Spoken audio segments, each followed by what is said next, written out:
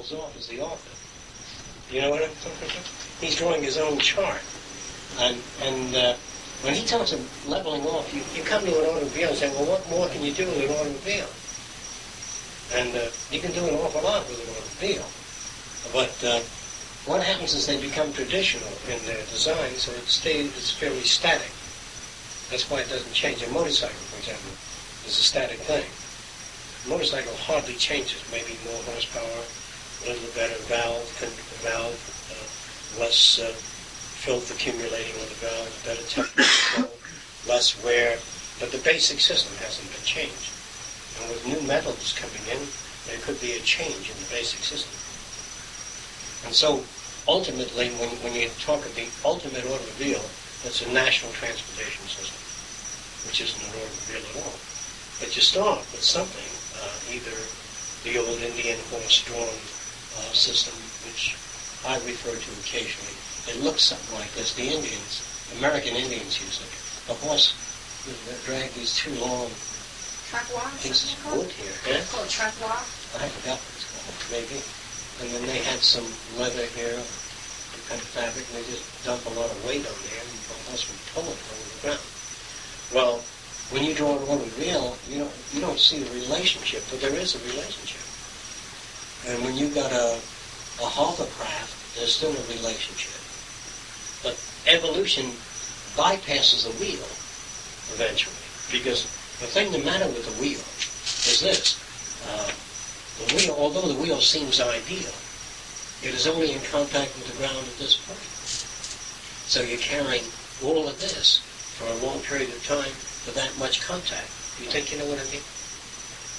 Well, the human being, we don't look at it this way, has a wheel that's only in contact with the ground, and it goes through a circular motion, that's in contact with the ground only.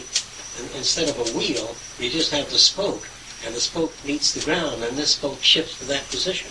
I know you don't think of that here, see? If you had a rotary system of spokes, you'd be carrying all those spokes. But the leg is a spoke that moves to the contact leg, and this one moves. So this one is no good, while this one is doing all the work, see? And man, due to the fact that he's got spokes that arrive at occasional positions, he has a octagon or pentagon, depending on how many steps he takes. You know what? He's got these straight segments here. When you take a step, that means you go up and down. I don't know if you know this. If you take a wheel and saw off segments, the car will go up and down as it goes forward. Is that right? That's what's the matter with walking. The bigger the step you take, the more you lift your body. Here's the body here, and here's the step. In order for you to move forward, you have to ride up. It has to lift the body up. And then the body goes down again. You've never noticed that. When you take a big step, the body is lowered. And it goes up the hill, see, which is waste. Then you take a step and it goes downhill again. So man goes up and down like well, some men walk like this. Very much so, see. So you've got that up and down motion, which is undesirable. And the best way to walk is to flex the knee, to do away with the up motion while you're walking. You can't. Rachel Mark's walk. So the body is at a constant level. The ideal meaning it's rarely attained. A bird in flight, when the wings move up and down, the body can maintain a constant line. That's the ideal wing movement. When the body of the bird is straight, the wings do the work. When the body goes up and down, that's an unnecessary oscillation. Anybody doesn't understand that? Because you're lifting the bird body. Now, the way to do that is you've got to feather the wings right and feel the air pressure, and so the body remains at a constant. That's what's the matter with a horse. An ideal greyhound, for example, they're really moving forward, is almost a constant line in the body. But if the body moves up and down, it can't move as fast. And it's very hard to find the optimal greyhound. Possibly a cheetah. The body doesn't move up and down as much when a cheetah runs. Does anyone doesn't understand what's the matter with the up and down movement? You're raising the body, opposing gravity, bringing it up to that height, and then you bring it down again. Then you have to bring it up to that height. Now, an automobile with square wheels would do that. It would raise the body up and down. So when you put a shock system in cars, And every time you go over a bump, the car is oscillating like that, and that's undesirable. So what you call optimal performance in man would be something like when you go to sleep, your heartbeat slows down, but it doesn't turn off. And like I said before, in order to have an optimal system, optimal meaning for the elements that you're working with, that's what I mean. Whatever you're working with has an optimal range for the equipment you're working with. If you have to adjust your TV set, your image all the time, if it's self-adjusting, comes on, you don't have those oscillations if you can control that. So what we have to get away from is oscillations. Does anybody know what that means? Oscillations is a depression, a boom, a depression, a boom, those are oscillations. If you can operate somewhere around through here, minimum oscillations, that goes for mechanics, physics, work, personality. Personality with severe oscillations means internal stress, great deal of stress. With minimum oscillations and being able to handle intellectual oscillations, meaning arriving at an idea, working on it, and keeping your oscillation intellectual without sufficient bodily stress. I'll say it another way. The smoother an apparatus works, smoother meaning fair, the smoother it works, the higher the efficiency ratio. Now, if you, like I said before, some of you were here, some of you weren't, but you've got a plate and you have to bring that food up like that. That's oscillation. You bring a spoon down empty, then you fill it up with soup and you bring it up again. That's inefficient. The Chinese hold the bowl here and shovel it in. The only thing that's inefficient is to stroke that way. You know what I mean? So the Chinese would not consider possibly a little hand crank and a rotary pedal. No, instead of having the food hauled in. The ultimate system, ultimate meaning for man, which is unacceptable for normal people, is a big fat toothpaste tube. If you soup in it, you squeeze and the thing moves forward, see? And you don't have the oscillations like that. And very few of us can picture ourselves sitting around for dinner squeezing a tube, or a self-squeezing tube. Push a button. Huh? Push a button, oh, you sure. wake up through all that much. Well, they do. I told you, some of you here, that the Japanese do it with geese. When they ship in the market, they take a big toothpaste tube, and they get a plunger on it, and they shove the food right into its gut. Like that, directly. You ever seen that? Yeah. Looks like a pump handle somewhere. Yeah, and they pump that goose full of food, and they ship him out, so he doesn't have to eat. Now, if you did it to man, it's very difficult to do.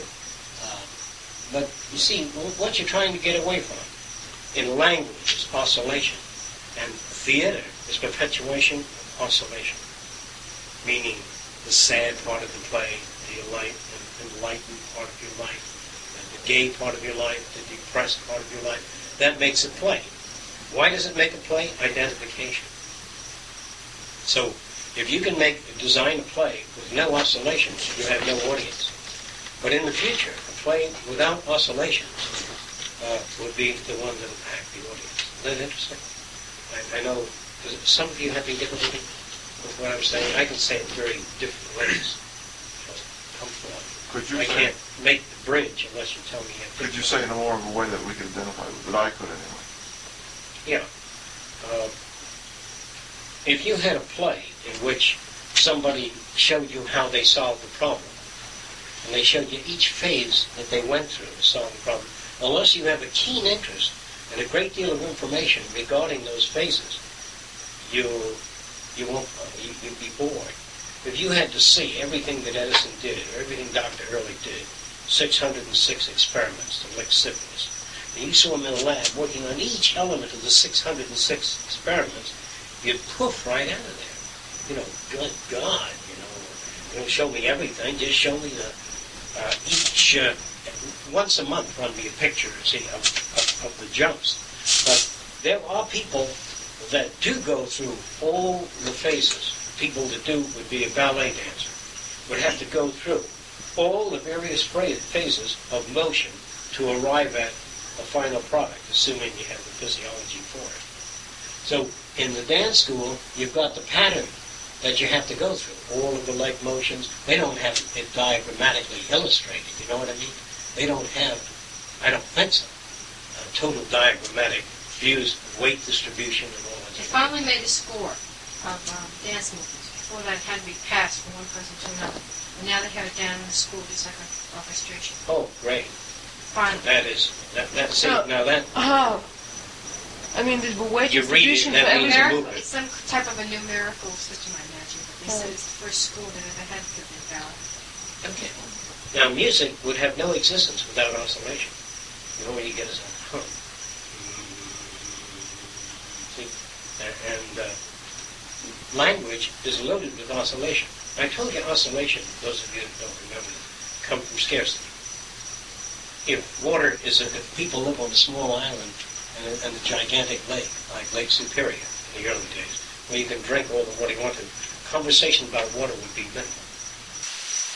Does that make sense?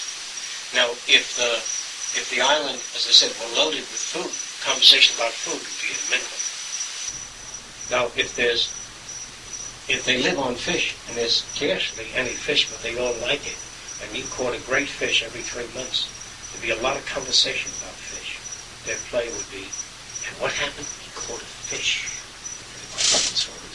So, emphasis of language, that kind of emphasis, not this. Emphasis of language really comes from scarcity if you don't understand that. I'd like you to understand that.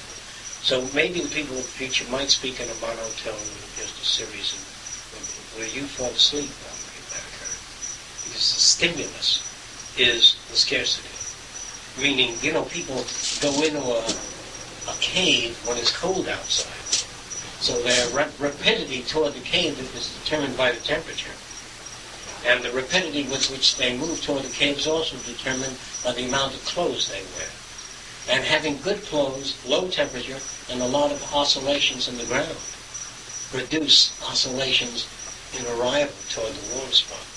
So the ideal environment is a flat terrain like Florida. People say, I love mountains. Mountains is a waste of energy, except in terms of the use of the function. I mean, in order to go up a mountain, you can't go up like that, so you cut a road all around it, so you spiral around, and you come down the same way. But everybody loves mountains. It's a fuel consumer. There are landslides. There are downdrafts. When there's snow on top, there's a downdraft. There are landslides, snow drifts. There are thunderstorms that wash the water and topsoil away, the trees. And suddenly, it's a sudden thaw. You get a lot of water running down.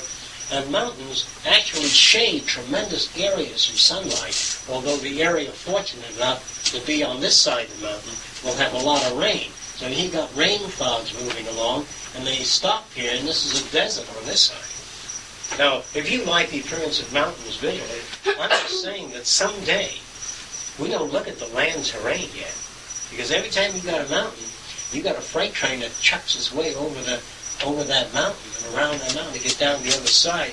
That's fuel consumption. You go through. What's that? All right. So you know how much energy it takes to build a tunnel to go through a mountain? It takes an awful lot of energy. But if you talk in terms of, at one time on Earth it is believed that it was relatively level.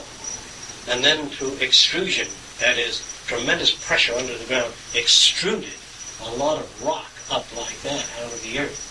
And mountains tend to develop a rainforest here and the desert here. And mountains also, the use of mountains is that in a certain time when there's a rain season in certain areas, a lot of the moisture will accumulate on the mountain top. And then in the summer, or as it warms up, it's a way of water being stored. But if you have to build a mountain to store water in a high place, it's kind of inefficient. Okay, so when I talk of mountains as being inefficient, I'm only referring to it in terms of energy expenditure. I'm referring to the optimal man not living in a dusty environment does not require eyelashes. Eyelashes, to a certain extent, diminish particles of dust falling down to get caught in the lashes. But sometimes lashes fall into the eye. I don't think I have that. So if you had a dust-free environment, you wouldn't really need any eyelashes. Now, we always think in terms of, my God, give me the dinner, but it's, I can't eyelashes. I don't want to And having a tongue for taste is another system.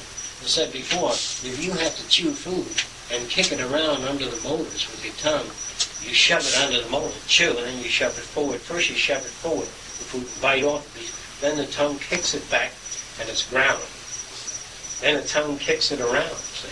Now, what you really want is this is a terrible way to talk, right? Well, what you really want is two rollers that have the mastication series in them. In other words, here is the chop-off system, then the fine grind. Now, it's two rollers turn. The texture varies. And by the time it comes through on the other side, the taste buds are in the tail end of the rollers. You know what I mean? Now, nobody's about to buy that package. Yakety-yak, roll. So, if you consider these as systems, now, if you consider a pallet that comes down and rotates, you know what I mean? Mashes the food. There's another way. But man is not about to make those changes. But man is about to make those changes if he's to enter the future. Otherwise, he must come to that point this writer talks about, where he arrives at some point and he says, now wait a while. Any change beyond that point means the beginning of the elimination of man. And I don't want that. Is that what he says? Yes. No, this is what normal people say. Now, let me tell you why they say it. Because Sam is an Iceman. And you said you invented the refrigerator. He says you're putting me out. You've gone too far. Now, you you do not work as an Iceman. And you make refrigerators. You say too far. I'm just beginning. So he goes on. Now, when my man comes out with a computer that designs a refrigerator, then he's out. He says, just a minute. That's too far. See? Now, the computer designer walks around with a silk hat. He thinks he's the ultimate man until he's phased out. So every man and woman wants to put the brakes on at some emotional point, at some sexual point, at some socio-economic point. They want to put the brakes on. The banker likes the maximum amount of people borrowing money at the highest interest. That's what the banker wants. That's what the banker would love to keep constant. In order to keep that constant, he has to do certain things. The oil companies would like to keep a constant high line. In order to do that, you keep oil scarce, have the price ever growing up to the tolerable rate of the purchasing power of people. So he says, that's it. Let that alone. Now, if you come up with a new source of energy, a way of burning water, separating hydrogen and oxygen and burning the hydrogen and oxygen, you can do that economically. If the fuel companies don't buy you out, they die. Is that clear? So they either buy you out or steal your ideas. So you are only a threat. And whatever you say, just a minute, Fresco, I don't want the rolling teeth. I don't want that. That's too far. I don't want eyeglasses. I don't want aeroplanes. That's too much. So what is too much? How can you ever get a group of people with different vested interests, meaning the oil company, to come to a common point, common plateau? It's not possible. Okay? Now, let me talk about the arts and see if we can deal with it there. I know that the sculptor, he takes a piece of wood and he builds up a wire form here. You know what that's called? Armature. Right. He builds up a wire form, then he packs his clay around it, just to start the head.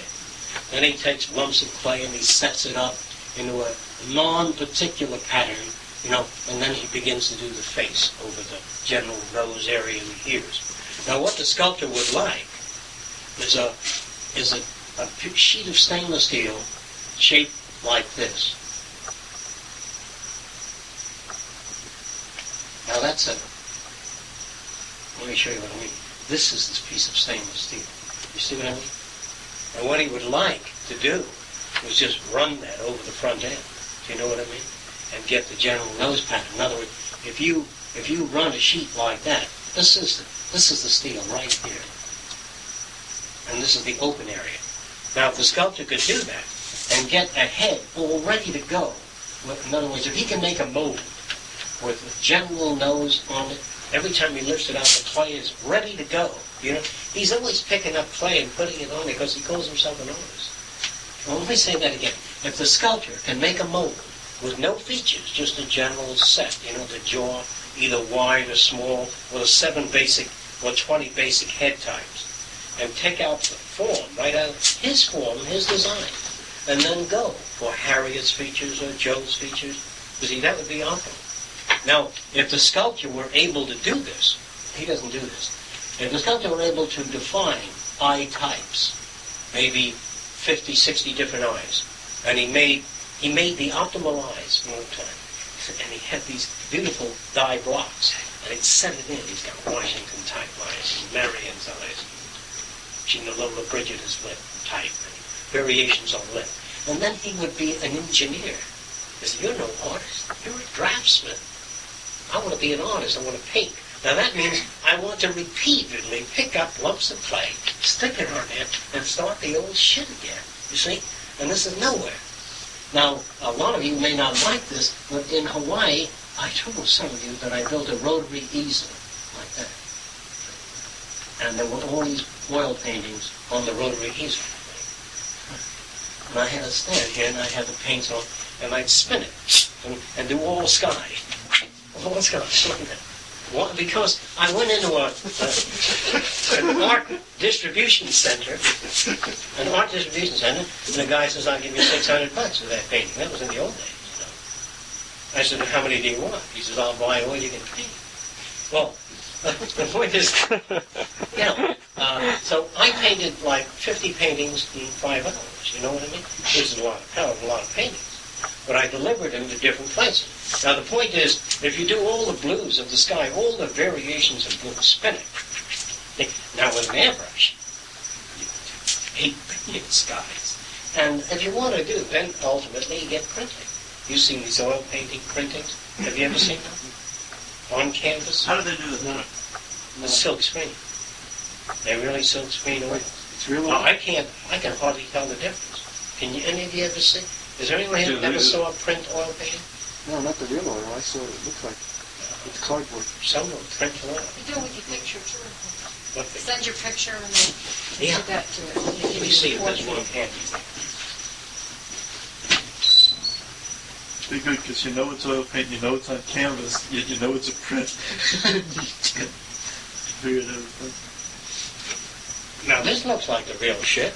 It's all canvas and it's a nice painting. It feels like a painting, but it's a print. It costs about, what, $3 or $5? These aren't numbered, huh? But they're all alike. I think they look pretty good. And they're silk screen. Nice and soft. Yeah. They did Very so. nice. They got the canvas stapled on just like the old artists used to do it. Too.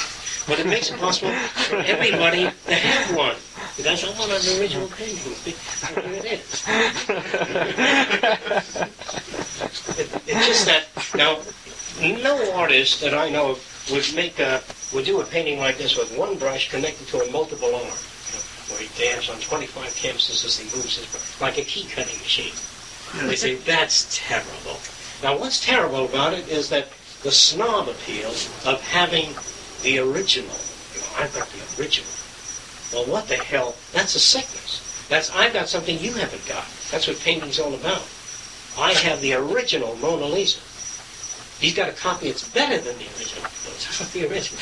There are artists today who are better than the original painters. They can sit down and copy any art, and the experts can't tell the difference unless they use radioactive counting, dating systems on the paint. They have to scrape it off, put it under a spectrometer. Did you know that? Mm-hmm. They can't tell the difference. Most of It those shows you paintings how are over the phony. Mass Museum. Then science becomes shit. When you use a spectrometer to scrape off a piece of painting, and this guy's better than Da Vinci. He can paint anybody's thing. The guy can't make it. They call him a technician. See, he doesn't have that certain thing, that gift. I think I read the book on how he forged all these different paintings. Yeah, he was good at some on television. He's really very good. That is with the sweatshirt in the picture. Oh, no, that's a heat. I think Veblen expressed that well when he wrote The Theory of the Leisure Class. He showed you that people tried to get things that other people didn't have. And in brief, I mentioned that a handmade necktie, those of you who still don't understand that, on the back end of the necktie, when it comes together like that, this is sewed by hand. It's about 4 loops. That's a handmade necktie. It's not handmade at all. But the snob appeal of handmade. Then they used to have painted neckties. And the guy sit there with a brush and paint on it. Just shit. And that was it. You had a necktie that nobody else had. You know what I mean? Why don't you do an invisible necktie? Well, metaphysical necktie. I mean, it's only visible to you.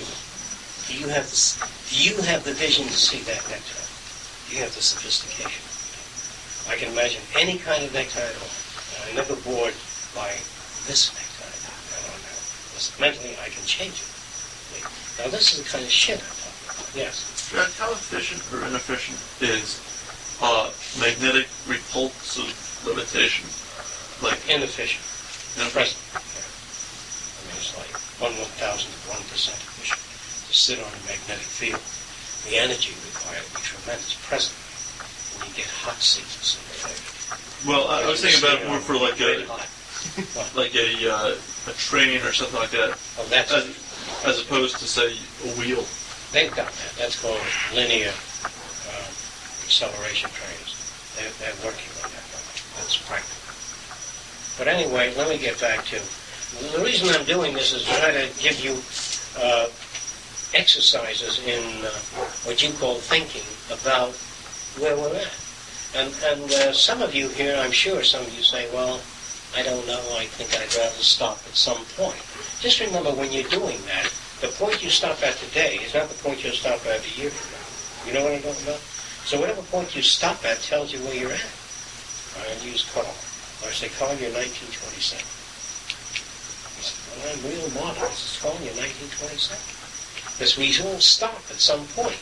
And we really genuinely feel that the point we stop at is the right point. That's why you have the Reformed Jews who say, no, well, God is the big guy up there with a bolt of lightning, see? So those Jews go to their synagogue, their Reformed temple, and the old Orthodox say they are not Jews. You understand what I mean?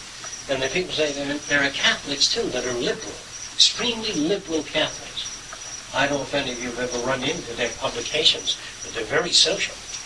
They believe in social change, and they believe in the underdog, you know.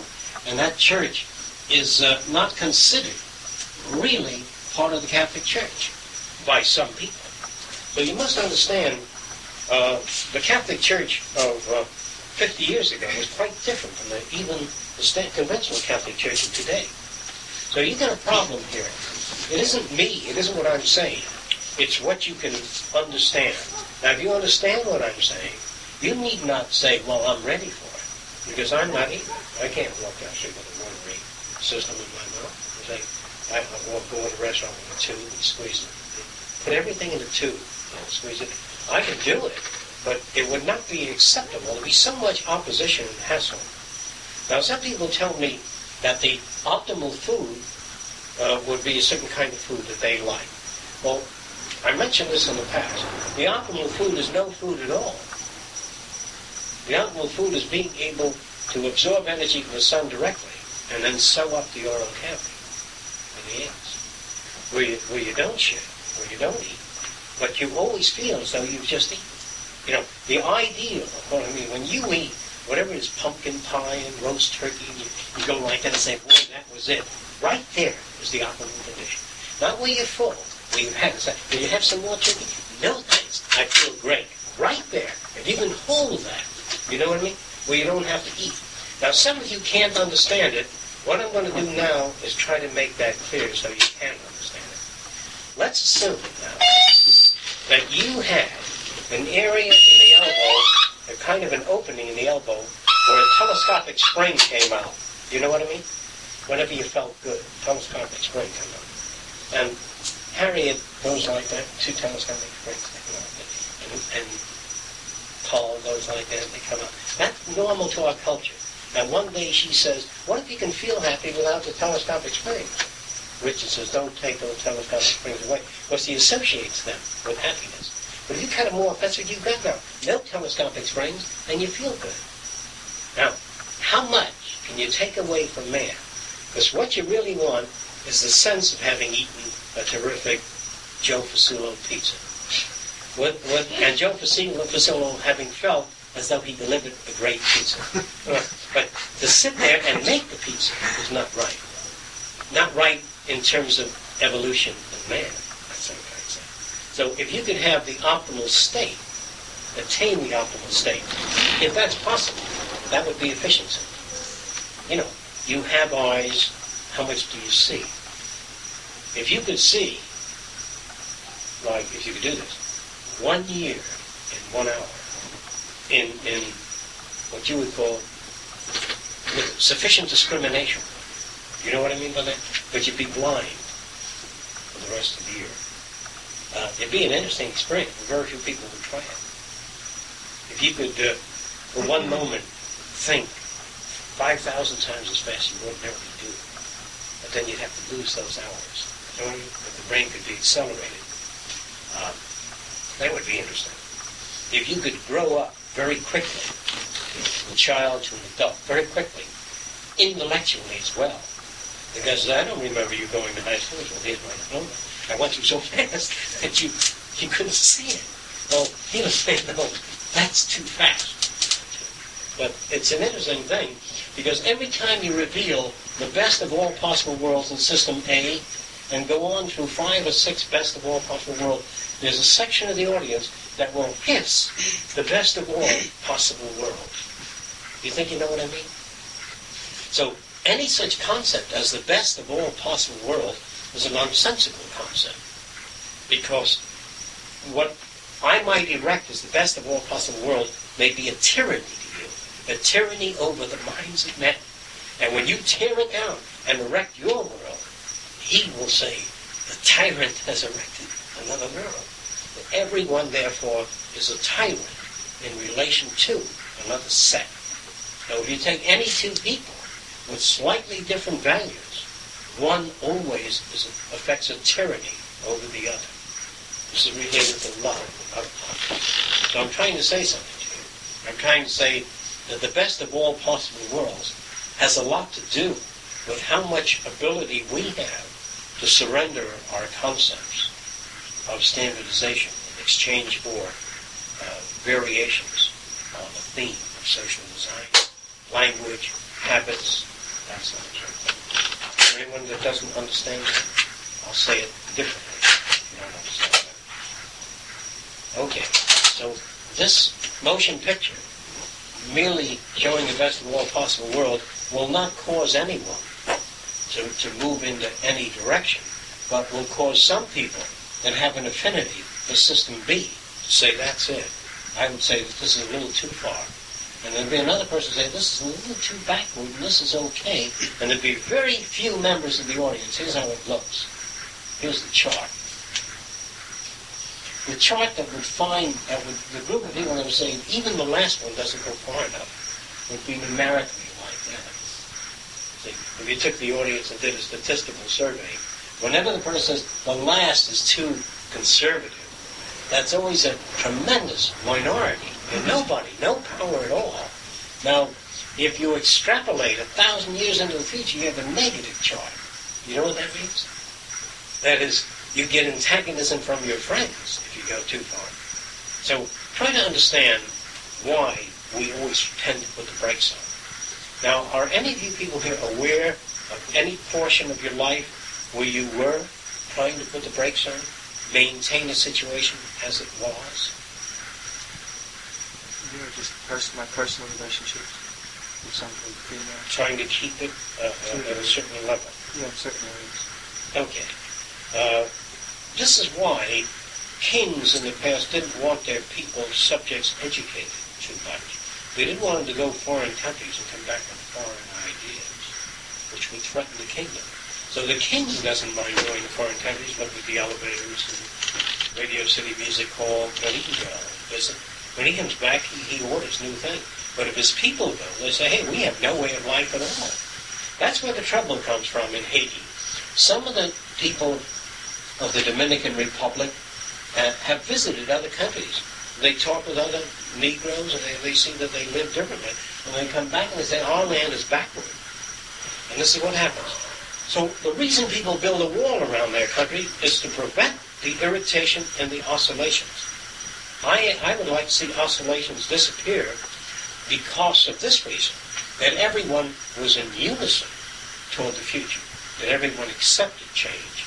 So we would take on the change, enjoy it, but there wouldn't be social oscillations. If a society exists with minimum social oscillations, let me say a society looked like this. This is the oscillation. And this is a normal society. The suicide rate and the death rate in this society, the argumentative rate and the mental illness rate is much higher than this society. Do you understand that? Because the stresses are greater. And some people in this society are very obese, and some are very thin, and some are hot-headed, and some are very quiet. And here you have somewhere between the systems, the great majority of people, even-tempered. There's never any lynchings. There's never any mass moaning about anything, you see. But here you have mass moaning, and mass joy, and great celebrations, and mass depression. Can you understand that? All right. San Francisco is a city of great oscillations. Not only in terrain. San Francisco is nothing but terrain oscillation. Park your car on a hill, you know what I mean? The Golden Gate Bridge, the arty section. The arty section is a certain type of oscillation. You got different types of artists with different types of paintings. A philosophical group of people that meet, that come with divergent kinds of philosophy into a center. Here's what happens. The members of that group begin to pair off and join up with particular philosophical groups, and they split. Can you see that? They split and go their own way. And there's really any in-between. There's no Catholic Church here, atheistic Catholic Church. And right here, a little bit of God and a little more of atheism. And over here, a lot of God and consideration of this group. You know what I mean? And all the grades, the shades of gray between. We don't have that in our culture. We don't have the smooth shades of gray. The reason? Because it's intolerant. Yes. Isn't it like you're doing something like some sort of work or something and there's no oscillation in it? Isn't the results usually would be more polished? Would be less roughness in the result? If it's, let's say, a physical test. I don't think I understand. You're working on a project and Yeah. you want to do something, and I don't know what the word would be, but something that would be more polished or more to your expectation. Improved. It would be more improved if it Okay. were less oscillation. The All right. oscillation would breed in Now, mistakes. let me tell you something straight. If you were to put an object, say this object here had to be smoothed out, and you can put it in an electron bombardment chamber, you know, where it bounces off all surplus projected electrons to get a mirror finish. But the process takes 6 months, you know what I mean? And there are processes like that in the scientific lab, where a guy, in the scientific community, a guy will shove that into a unit, and they'll run the timers, and he doesn't work on anything. And by that time, there's no sudden, boy, that sure came out smooth. Because there's enough time in it to tell you how much bombardment the surface has had for how long a period until it attains what you call the optimal finish for that material. Of course, if you put it in there a month, say it took a month to get the optimal finish, if you looked at it 3 weeks, you'd say, Jesus Christ, that's terrific. It's not to an electron beam scan. You. So you see, if it takes a long time to attain what you would call that, then the oscillations are not there. I don't know if that's true. It's only when it happens suddenly. When you're broke and you find a $20 bill. See what I mean? But if your grandfather dies and he leaves you $10 million, you know what I mean?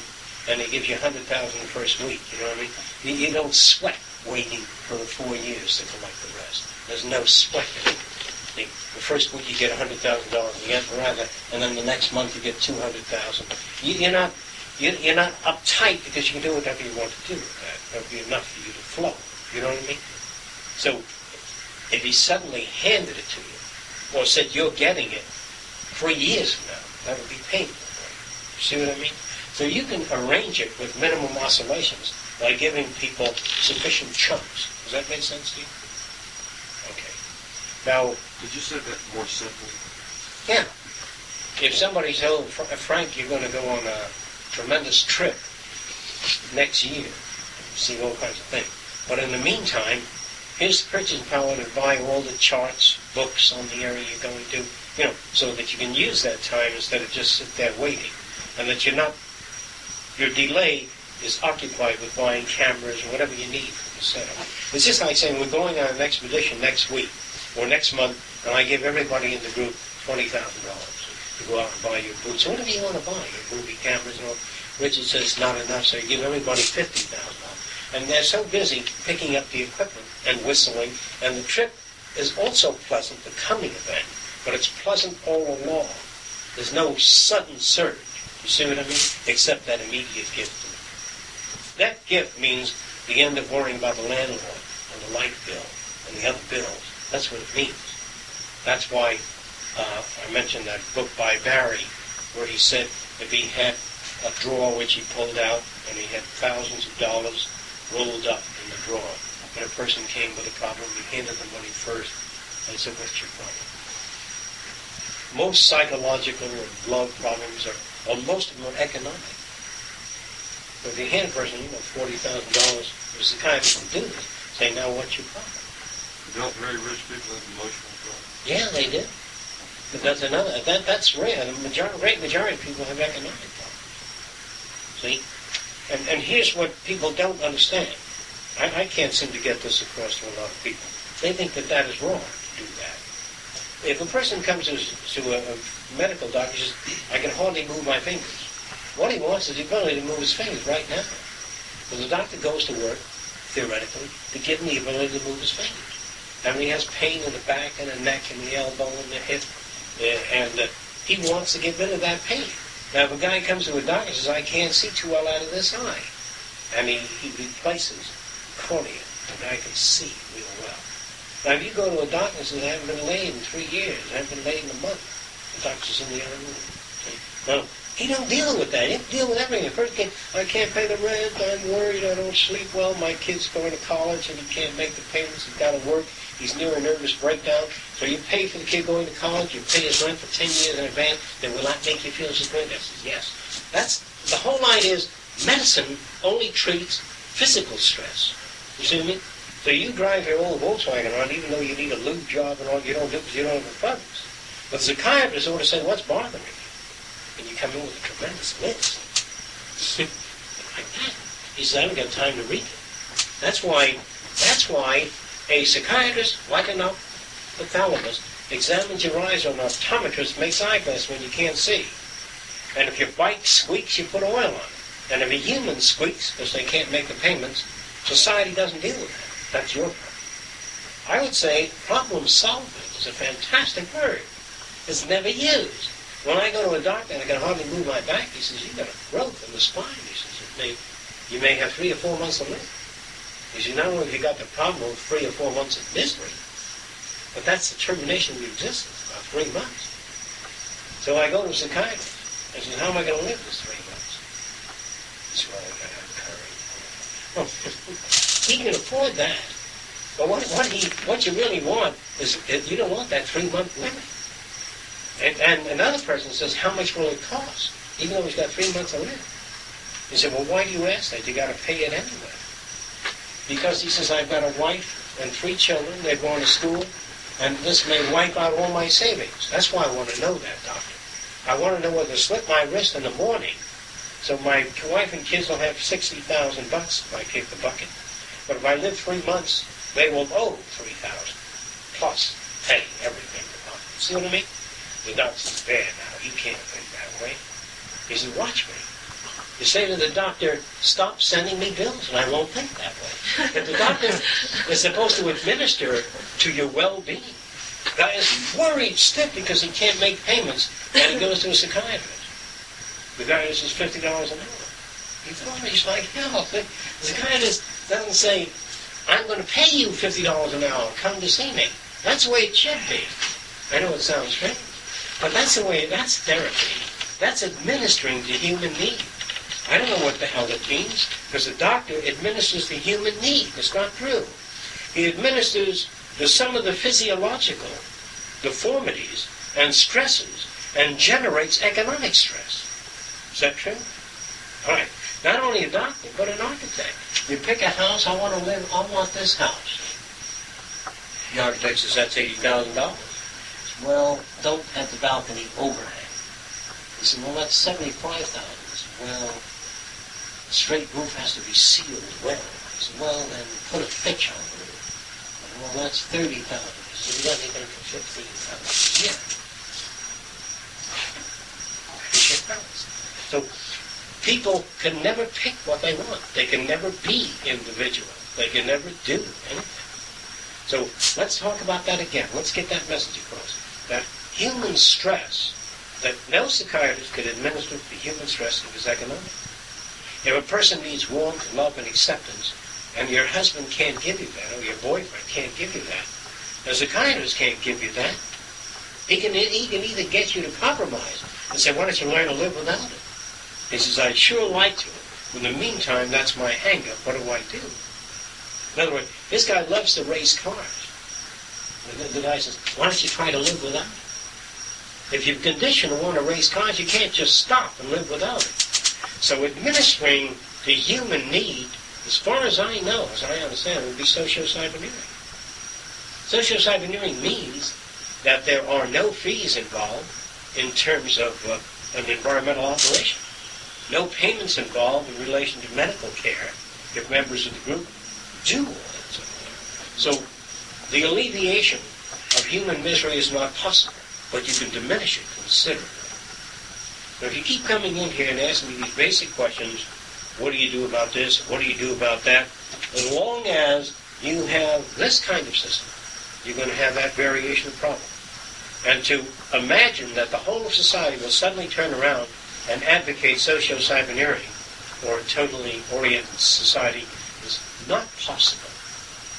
And it must require a total social collapse with misery on the part of anyone, with search on the part of everyone, which will generate new ideas, not necessarily good, but all kinds of differences in ideas.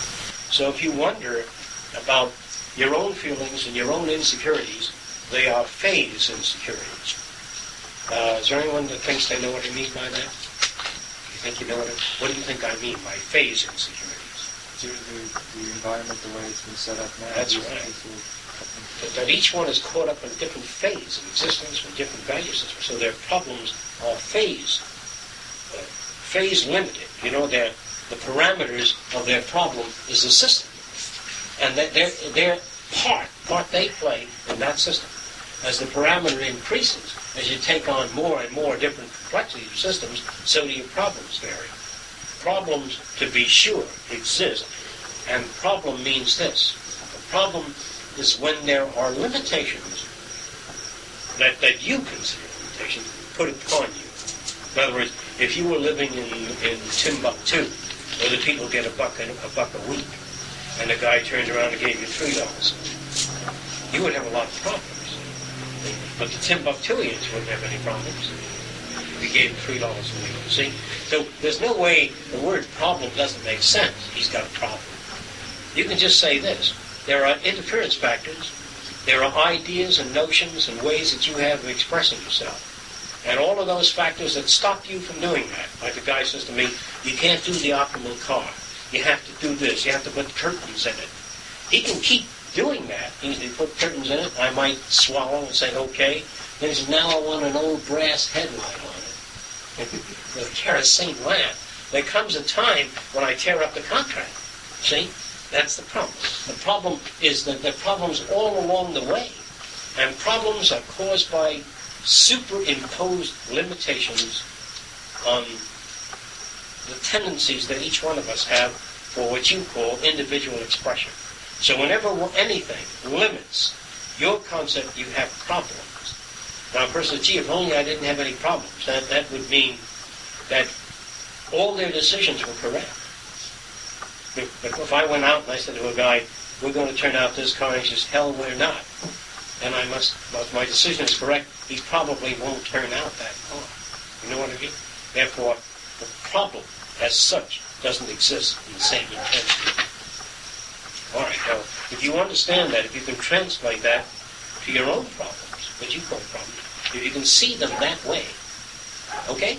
Now, and there's another thing I said about problems, which we all seem to have, and I have to use that word for the time being.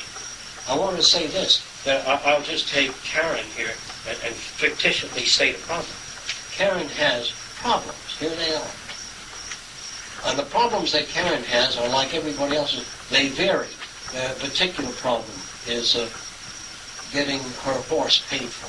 I know Karen has a horse on my farm. It isn't paid for. And trying to get enough time to ride the horse. You see, now here's Karen's problems. And Karen's major problem is getting that horse in good shape. It's sick. She said, "Only the horse were in good shape." God damn it. And he comes up, by the way, we removed the kidneys out of that horse.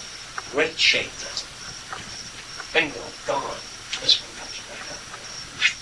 Right up to the same level. The fact that you can't pay the rent on the road. And he comes along and says, "Here, Karen, here's a medical bill." The next one comes. Right up. So everybody has on their back a whole series of problems, but there's a dominant problem. And if only, see, we always say this, if only my husband would spend more time with the children, then we'd have a happy life. If he spent more time with the children, then you will notice the cracks in the ceiling that he's never repaired. So we all have a bank account of millions of problems. And most people have a problem loop. It's around like that. As soon as this problem's solved, the other one pops up, that's all, the next one comes in. A society that would have no problems merely challenges well back so we can take them on. You know what I mean? That's a different kind of setup.